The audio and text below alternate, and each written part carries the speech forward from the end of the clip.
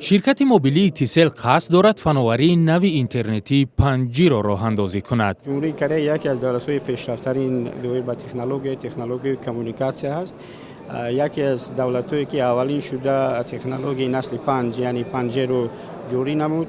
мо ҳам яке аз ширкатҳои аввалине ҳастем ки на фақат дар Тоҷикистон дар Осиё меёна литсензияи аввалини технологияи насли навро гирифтем. Ин технология аслан барои суратҳои беҳадам калон, барои мисол оператсияҳои рақамие ки мисол миллион миллиард ба қавли оён мешавад.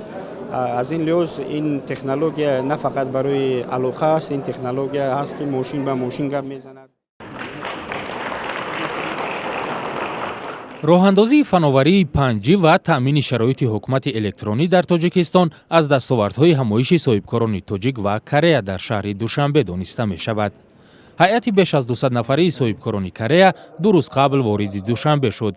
дар музокироти рӯбарӯи соҳибкорони ду кишвар ҷонибҳо дар бораи таъсиси корхонаҳои муштарак дар заминаи насоҷиву либосдӯзӣ ва ҳатто парвариши дарахту буттаҳо суҳбатҳо мекарданд.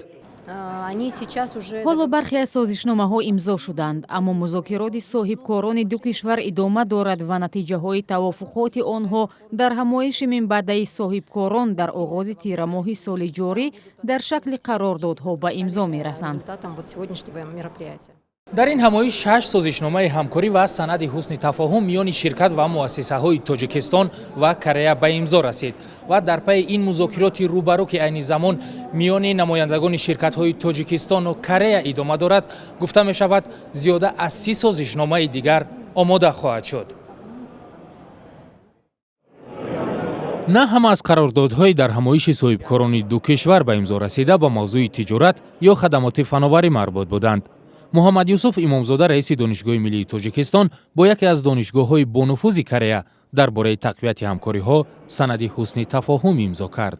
خب توجه کردن متخصصان، تبادل دانشجو، تبادل استاد، کارهای علمی تحقیقاتی در تمام سمت‌هایی که برای دانشگاه‌ها برای مزایای تحصیل عالی کسبی خاص است در همه سمت‌ها عملی می‌شود. ما نیت کردیم که در زمینه این تفاهم یک شرطنامه همکاری با این دانشگاه به امضا رسانیم. тоҷикистон бо ҷумҳурии Корея аз моҳи апрели соли 1992 робитаҳои дипломатӣ барқарор кардааст. дар 5 моҳи соли ҷорӣ ду кишвар ба маблағи 12.9 миллион доллари амрикоӣ додугирифт кардаанд ки нисбат ба ҳамин давраи соли гузашта 3.6 миллион доллар бештар будааст.